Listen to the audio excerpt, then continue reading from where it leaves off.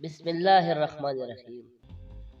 پیارے ساتھیو، آج کی ویڈیو میں ہم ناک بند ہونے کی وجوہات اور اسے کھولنے کے طریقوں کے بارے میں جاننے کی کوشش کریں گے۔ لہذا آج کی ویڈیو بہت کارآمد ہے موسم کے حوالے سے۔ ناک بند ہونے کی وجوہات۔ ناک بند ہونے کے اہم وجوہات میں سردی کے موسم میں ہونے والا نزلہ، زکام اور ناک میں خشک کا ہونا شامل ہے۔ نزلہ اور زکام سے ناک کے سائنس سوج جاتا ہے اور ناک بند ہو جاتا ہے۔ ناک اگر گوش ہونے کی وجہ سے بند ہو تو آپریشن یا دوائی کے ذریعے کھل سکتا ہے، لیکن اگر نزلہ اور زکام سے بند ہو تو پھر ناک کھولنے کے 5 آزمودہ طریقے پیش خدمت ہیں۔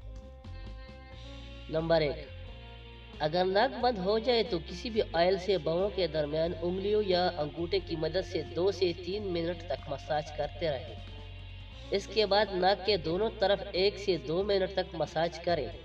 اس سے ناک کی بند نلیاں کھلنے کے علاوہ ریشہ بھی نکلنا شروع ہو جائے گا۔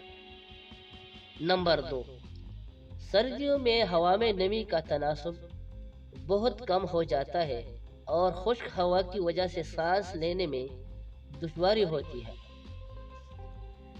ایسے میں کمرے میں نمی کی تناسب کو برقرار رکھنا ضروری ہے، اس لیے کمرے میں ہیٹر یا چولہے کے اوپر پانی کی دیگچی رکھ دینے سے ہوا میں نمی کی تناسب متوازن ہو جاتا ہے۔ یہ ناک کی بندش کو کھولنے اور ہڈیوں کے درد کو دور کرنے کا آسان اور تیز اور بہترین طریقہ ہے۔ نمبر 3، اگر ناک بند ہو جائے تو کسی برتن میں پانی کو گرم کر لیں اور جب بھاپ نکلنے لگے تو سر اور چہرے کو کسی کپڑے یا تولیے کی مدد سے ڈھانپ لیں اور اچھی طرح بھاپ میں احتیاط سے سانس لیں۔ اس طرح ناک سے ریشہ نکل جائے گا اور سانس لینا آسان ہو جائے گا۔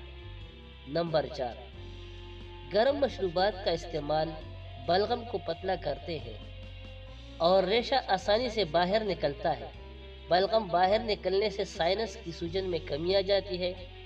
نمبر 5، بند ناک ہونے کی صورت میں یا نزلہ زکام ہونے کی صورت میں اپنی ناک پر ویکس کا مساج کرنے سے بھی بند ناک کھل جاتی ہے۔